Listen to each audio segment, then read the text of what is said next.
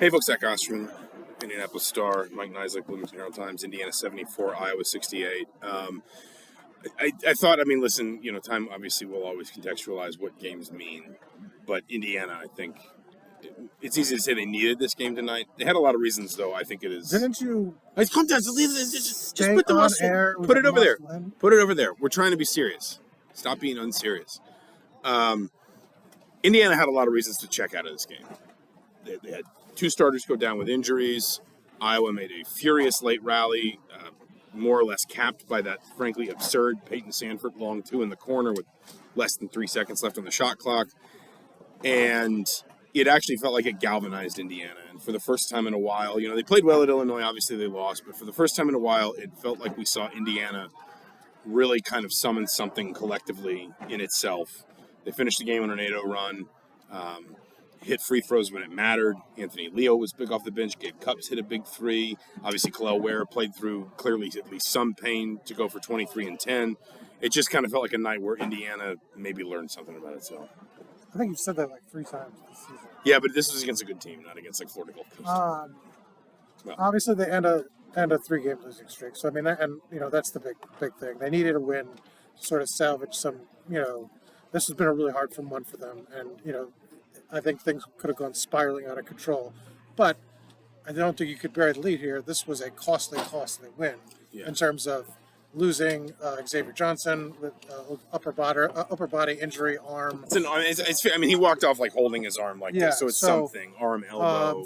Got fouled and fell down pretty hard in the final 2 minutes. Malik Renew came down awkwardly in the corner on his ankle, and then he didn't return. He was on crutches and didn't come back. So this is already a team. Kel'el Ware limped through that final 10-minute stretch. So not a particularly deep team. And to have some games here on the road, Ohio State coming up, this is going to be a real gut check because they played on emotion, I think, like you said, kind of in that final stretch. But can they sustain that when they leave Assembly Hall and they don't have this crowd who is willing them to sort of victory tonight? I think it's going to be tough because they are now, just the margin to begin with was so slim when they're not shooting the three-pointer this season at all. They had 8 tonight, but that's been a rarity for them. To be down, obviously Malik Renew is your top scorer and your best most consistent offensive option. For any length of time, it's going to be hard. Yeah, and again, we talked about some of the players that stepped up. I actually thought Xavier Johnson had a decent game before he got hurt. Kel'el Ware was really big. He was one of the sort of highlights post game was, Mike Woodson talking about he's been trying to pull more sort of emotion out of Ware, not just effort. We've talked about that all season, but more emotion out of him. He said he thought maybe he played with some of that tonight. Anthony Leal said he maybe thought it came from Ware really kind of hurting from not being on the floor the last couple games. Obviously, Leal has a big game, 13 points, 7 rebounds, hit 3 threes. All of them felt like they came at big times. Mackenzie Mbako is not great, 11 points. He at least kind of gives you double figures on a night when, again, you're missing guys that you would normally count on, like Renew had become so automatic at sort of like a 15-5, 15-6 sort of level. And Iowa really turned it up in the second half. Tony Perkins and Peyton Sandford combined for 48 points. Sandford hit 5 threes. Perkins had a stretch there where Indiana really was struggling to stay in front of him defensively. And it just, in a season where Indiana has, I guess, been struggling for a lot of, questions about like identity and how to stay together and stuff, a night when you feel like some guys really rise to that challenge. And Iowa's a team with its own problems and its own sort of, failings. But as you say, Indiana lost 3 in a row. They really couldn't be picky about just trying to sort of find something to rally around. Yeah, you're not going to give back the win. But, I think you wrote about this coming out of the Illinois game. The successful lineups right now seem to be these 3-guard heavy and moving. Which they kind of down, and now they might have to just do that. They're just kind of there for now. And so, but Anthony Leal is a big part of that because he gives them an extra kind of piece now, especially with Xavier Johnson possibly out. He's going to have to do that on a nightly basis or game-to-game basis. Give them some offensive punch and shoot. They talked a lot about. Mike Woodson talked about how this team can shoot the 3 just to sometimes not the word afraid, but just doesn't take passes on them. Yeah, they hesitate. Yeah, hesitate. Sometimes, yeah. And they can't do that from now on because they need those shots. They need, even if they don't go in, they need to start, taking those at a volume. And Anthony Leal did tonight, hit back-to-back ones that were a key part of a 12-0 run in the first half, hit one in from the corner late in the game. So, I mean, those are the shots they're going to need now going forward if this team has sort of any hope, if Renew and Johnson are out for any extended period of time. I think it's even worth saying, I mean, obviously he only shoots 2 of 8, but, like, there's something in the when you talk about offensive confidence, McKenzie Mbako doesn't stop shooting. He doesn't shoot well, but he doesn't stop shooting. Trey Galloway didn't stop shooting. It felt, again, it just sort of, there were 3 or 4 different moments tonight where you sort of thought, like, oh, this might be where Indiana just kind of decides this is too tough. This isn't our night. We're just going to kind of pack it in. And it felt like at every one of those moments, instead, they hit a big shot, or somebody came off the bench and gave him good minutes, or whatever it was. I thought Trey Galloway had some tough stretches in this game, but I thought he had some good stretches as well. Leal hits. You talk about the second half threes. I think he hit one in the first half that completed like a 11-0 IU run, something like that. The point is, it's just kind of, it just felt like a night when it probably would have been easy for Indiana to kind of wave the white flag, and every time you thought maybe this is the moment when Indiana buckles a little bit, Indiana actually kind of doubled down. And that felt, I mean, when you consider, we joke about the must-win thing, but Indiana's in a stretch here where if it's going to have any real hope of having something to play for in late February and early March, it's got to string some wins together here.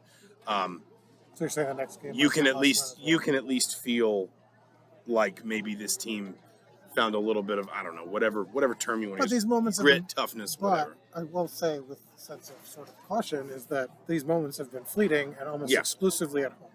Yeah, and so that's been the issue. Is that Michigan road game did not wind up meaning maybe that was the outlier. What we thought that was the complete outlier, was because even Anthony Leal talked about it. They were in the same situation in Illinois with the game tied with however many minutes to go, and they couldn't get over the hump. But and they've played much worse in other games on the road. So I mean, they've got to be able to win a road game here if they have any hope of sort of reaching the NCAA tournament. They haven't showed that yet. They've showed when they have this crowd behind them, they could overcome a lot. They have not done that on the road, and I think that's kind of the concern going forward, that you're out of time now. I mean, you got to win these. You have no other, we'll see what this team looks like in a couple of weeks. They've got to, they're in a place where they got to string together enough wins to A, give themselves the momentum, and B, at least sort of put themselves in that conversation of, then, they've got to do something that makes Wisconsin mean something on the 27th or whatever that is. They got to give themselves enough of a chance to make Michigan State mean something, to go into the Big Ten tournament feeling like, hey, maybe if we get a win or 2 here, that can solidify something. They're a long way from that right now. But again, the most you can say for them tonight is it looked for all the world like they had excuses to check out, and instead they stepped up. I guess really quickly, Mike Woodson didn't really offer much on either Xavier Johnson or Malik Renew. Renew was on crutches basically every time we saw him once he headed for the locker room in the first half. I don't think anybody ever saw Johnson after he went to the locker room late in the second half. We'll find out more on that, I would imagine, later in the week, and probably not a ton until Saturday against Penn State. But both injuries looked more serious than maybe just the sort of like, he'll get some treatment tomorrow and be all right kind of variety. Yeah, I mean, they were basically out. They went to the locker room right away and kind of Renew came back to the bench briefly really and looked. Yeah, he looked like he was in a lot of pain. It was just I think they were basically locating crutches so he could cross the way to the other side. Yeah. Like we said, it was a player you can't lose. You can't lose in the league. I mean, Khalil, we'll see. He'll he was getting treatment after the game. He's got to. He needs to be healthy too, because they really, right.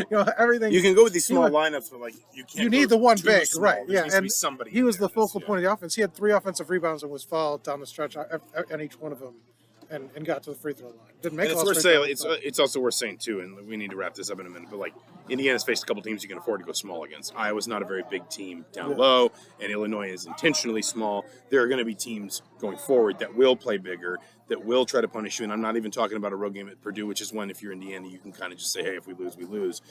There's going to be games that Indiana needs to find a way to win in these next couple weeks against teams that are also going to challenge them inside with more than you're going to be able to manage if Malik Renew is injured and Kel'el Ware is limited. So, but the Hoosiers get the win tonight, 74-68. They're 13-8, 5-5 in the Big Ten. They got Penn State at home Saturday. Noon?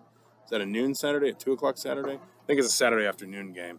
I mean, we'll get this while we You got to vamp. You got to talk to vamp noon. There you go. It's a noon game Saturday. We'll be there for that.